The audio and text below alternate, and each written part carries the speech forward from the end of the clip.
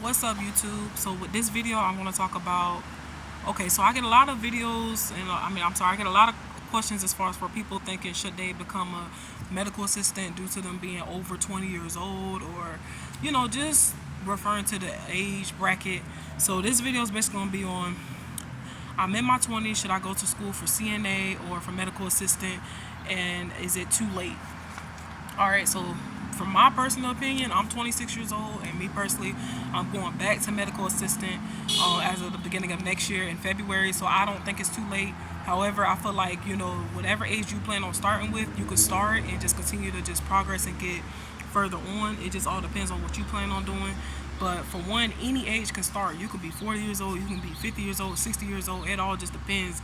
As long as you just want to just get the ball rolling, that's all that matters. But starting off a medical assistant is really good because at the end of the day, that'll let you know if you really care for the healthcare field.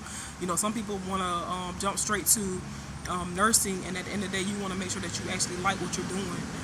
You could be any old type of medical assistant. You could do front office, back office. You could work either OBGYN, pain management, pediatric. You could work oncology, cardiovascular. You could just be any old type of medical assistant depending on any old specialty. So I believe that's something good as far as for starting off with. Next thing, like I said, you don't want to jump straight to nursing. See if you like the field at first, because I have had some people where I started off medical assistant school with them when we went to Fortis College, and now they do something completely different. Me personally, I just want to go back into the medical field for like a year or so, and then I want to at least be able to save up as much money as I can so I can go back to schooling. If you guys watch any of my previous videos, I always talk about either becoming an LP and a surgical tech. I'm more so leaning towards the surgical tech side, but again, money costs. School costs money, so at the end of the day, I want to make sure that I'm covered as far as for that.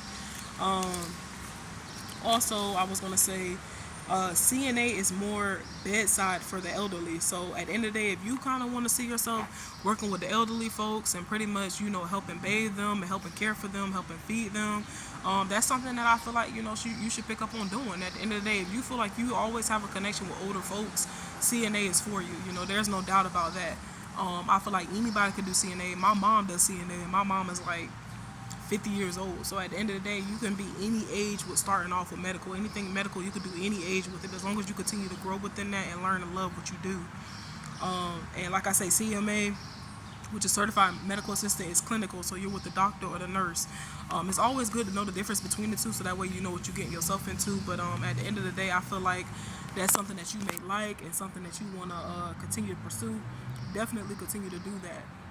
But me personally, I know a lot of people, they want to wait till they jump straight out of first high school and want to go ahead and go to college for medical assistant. So at the end of the day, just make sure that it's something that you like and something that you can see yourself doing every day, because if you don't see yourself doing it every day, you're not going to pretty much give it your all. So that's how I see it. But other than that, though, I'm hoping y'all have a good one and y'all stay safe.